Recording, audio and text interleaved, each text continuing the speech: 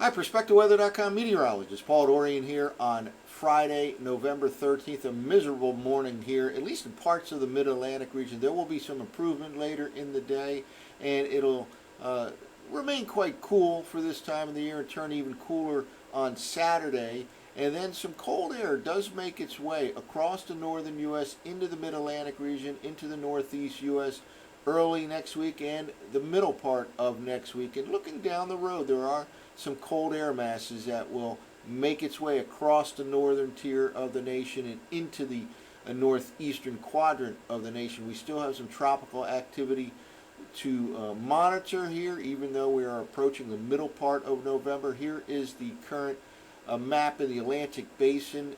Eta, now a post-tropical system, and it is moving away across the northern half of Florida yesterday as a tropical storm. Exited late in the day, early last night, over the southwestern part of the Atlantic, and will continue to move away.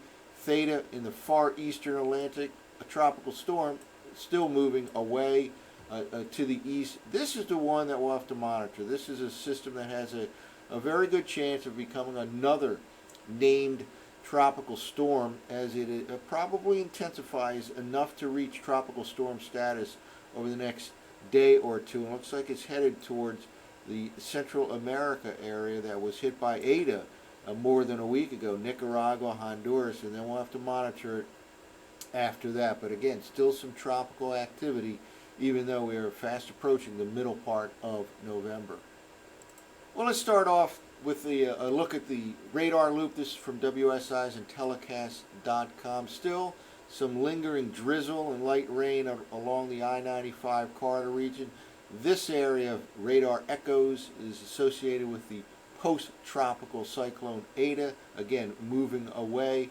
And most of this precipitation in the I-95 corridor will pull away as well over the next several hours. And it looks like some sunshine returns to D.C., Philadelphia, New York City later in the day. Upstream, some colder air. Here's some blues across the south of the Hudson Bay, representing where snow is falling. And look at this out in the Pacific Northwest. Quite a storm with rain near the coast and snows inland higher elevation locations. And again, there will be some cold air masses continuing to push across the northern U.S. and this time they'll reach the Mid-Atlantic region in the northeastern part of the nation. We've of course gone through a unusually warm stretch earlier this week and last week as well, with some record-breaking warmth in the Mid-Atlantic region in the northeast U.S. But again, we have a colder trend here developing, and by the middle part of next week, the highs in places like D.C., Philadelphia, New York City may be only in the middle 40s. That's as compared with the middle 70s of a few days ago. Well, let's take a look at some of these cold air masses on last night's GFS model run at 6Z.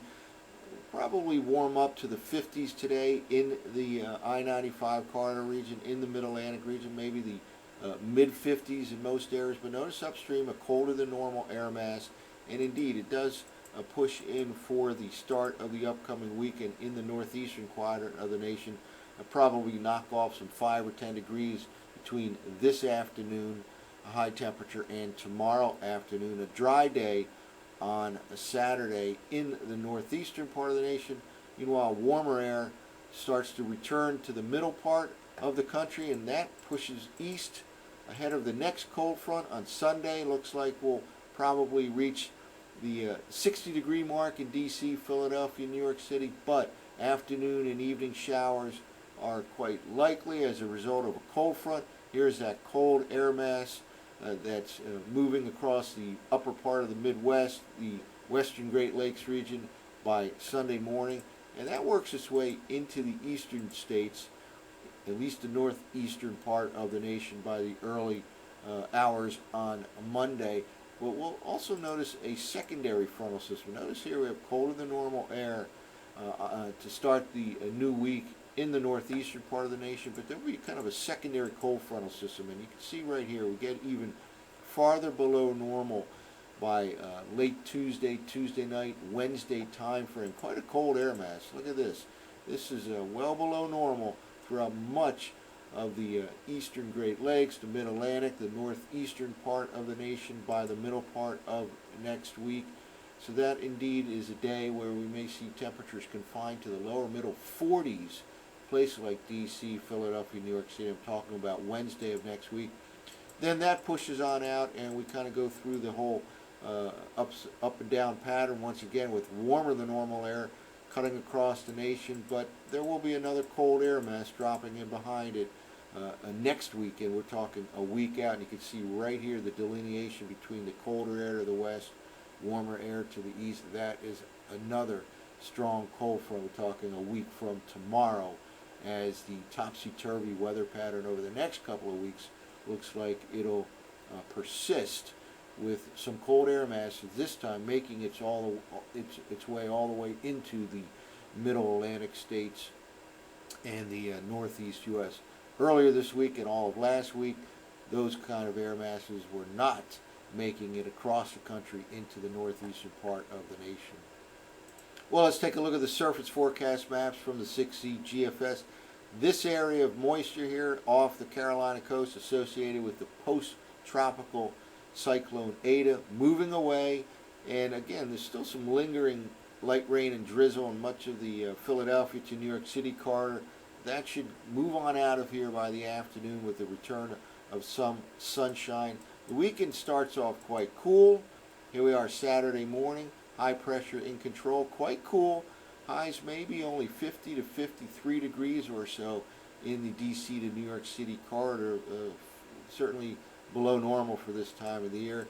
But then it'll start to warm up again, probably back to 60 to 65 degrees on Sunday. The winds will pick up noticeably out of the southwest on Sunday. This is the Sunday morning forecast map, and a strong cold front headed this way. Looks like winds will pick up on Sunday.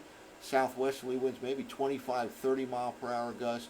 Temperatures will rise as compared with Saturday in the 50s, Sunday in the 60s, and it looks like afternoon and evening showers quite likely from D.C. to Philadelphia to New York City, associated with that cold frontal system that passes through on Sunday night. And we have a cold, breezy day to start off on Monday, and then we'll see quite clearly a secondary cold frontal system. You kind of see it right in this area right here. Kind of the kink in the isobar pattern right here represents a secondary cold front. This is going into the day on Tuesday. That pushes on through, reinforces cold air. In fact, the coldest air in this next 5-day stretch, 6-day stretch, will be Tuesday night and Wednesday. And some strong northwest winds to go along with that secondary cold front late Tuesday going into Tuesday night, and it looks like Wednesday of next week right here will probably be the coldest day of the next several days, with high temperatures again confined to the low or middle 40s for highs Wednesday afternoon in places like D.C., Philadelphia, New York City. So the clouds this morning will give way to some partial sunshine later today in the Mid-Atlantic region. Meanwhile, tropical activity continues in the Atlantic Basin. The one to monitor now is over the Caribbean Sea. It looks like it'll head towards Central America, and we'll see what it does after it likely becomes the next named tropical storm of this very active 2020 tropical season. That's it for now. For PerspectiveWeather.com, I'm meteorologist Paul Orion.